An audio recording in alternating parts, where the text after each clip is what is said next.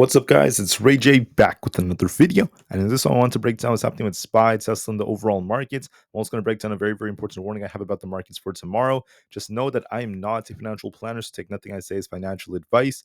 And also, if you guys can, please check out the Moomoo link. If you deposit $100, you're guaranteed 5 free stocks. If you deposit $1,000, you're guaranteed 15 in total, not to mention 8.1% APY and uninvested cash. Anyways, what's happening to the markets right now? We're looking for a big test on SPY. We're approaching our 20 EMA on the 4-hour time frame. If we lose this 568 area, we will turn a little bit more bearish. If we hold this, we could try to bounce, but whether or not that happens may depend on some factors. So tomorrow is going to be Thursday before the market opens. Okay, 1 hour before open, we have some GDP numbers coming out: the GDP growth rate, the GDP price index, and initial jobless claims. And then we also have something else very big.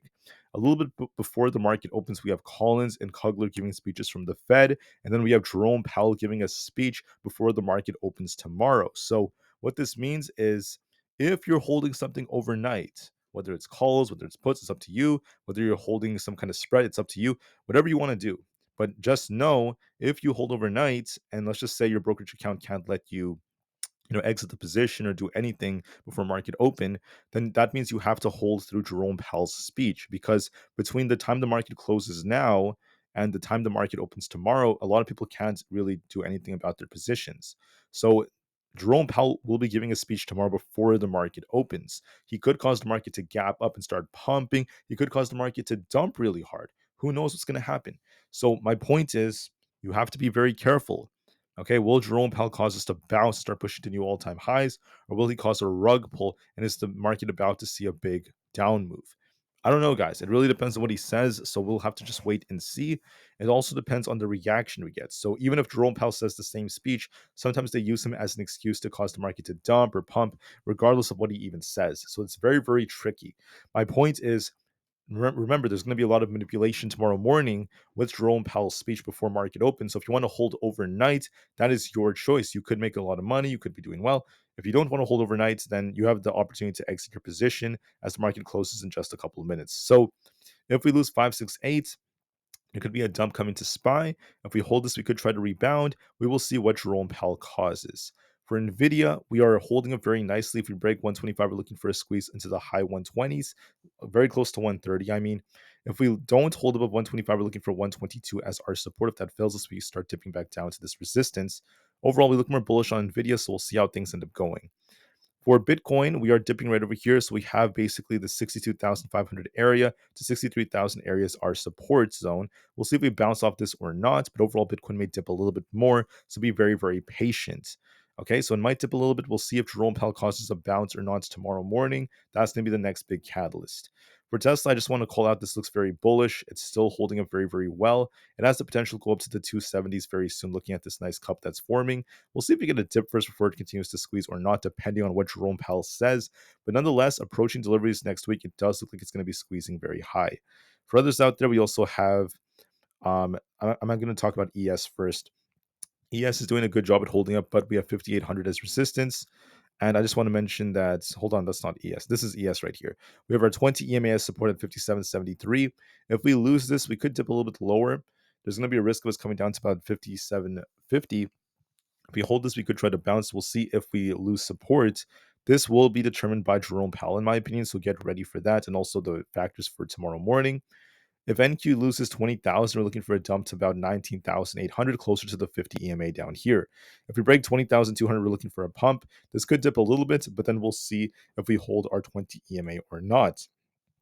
For the QQQ, we're looking for 482 as one of our main supports, followed by 480. If we lose those, we're going to be dumping to 475. If we hold at least 482, we could try to rebound for 488 and then higher to 490. Break 490, we have that gap to fill above, so we'll see which way we end up going. For Apple's kind of dipping right here. We're looking for basically 224 as our support. If that fails us, we have this gap to fill at 222.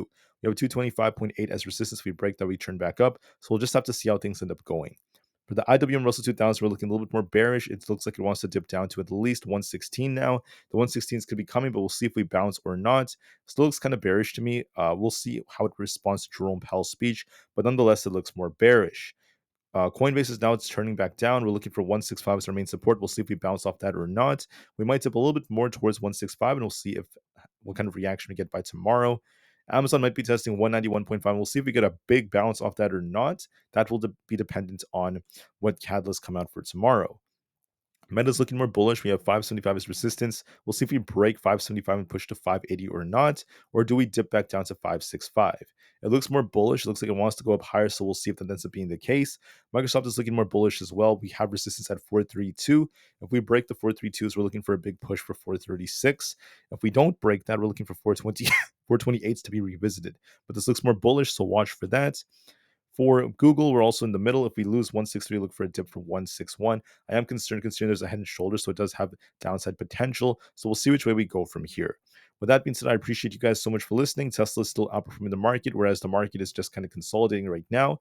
So we'll see if we get a rug pull tomorrow or not. We'll see what Jerome Powell, the big guy, causes. So be prepared, guys. Be ready and do what you have to do. I thank you all so much for listening. I want to make this video nice, short, sweet, and simple. If you're holding anything overnight, and this is going to be your last reminder about this, Jerome Powell speaks tomorrow at 9:20 a.m. Eastern Standard Time, or 10 minutes before the U.S. markets open. So I don't know if he's going to be talking about monetary policy. I don't know what he's going to say.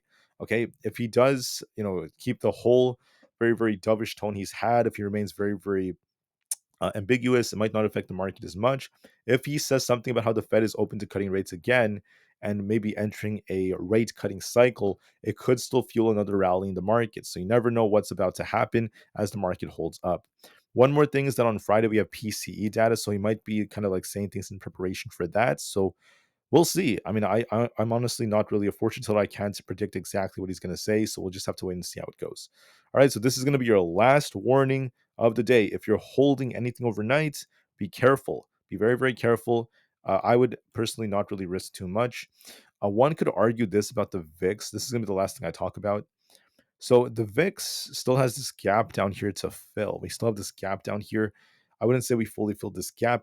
Are we about to see a big bounce in the VIX? Is the market about to dump? Or are we about to see the opposite? Is the market about to get one more squeeze?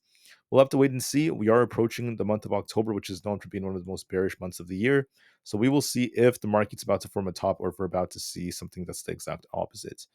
On SPY, once again, Jerome Powell's speech will be significant. The daily charts, I'm going to look at this real quick. The daily showing a little bit of weakness, but I can't officially say that we're ready to dump because there have been instances where we had very bearish looking bars only to rebound. We had a bearish looking bar and rebounded. We have a bearish looking bar here. That does not mean we have to dump back down to fill this gap on the daily. We could just have to wait and see how it goes. So be patient, guys, and we'll see how it goes from there. All right, so I'll be back in about a couple of hours to give you guys one more update for the day, the final update for the day, the long video I'll be doing. Until then, have a great day, guys. Get ready for market close, and peace out.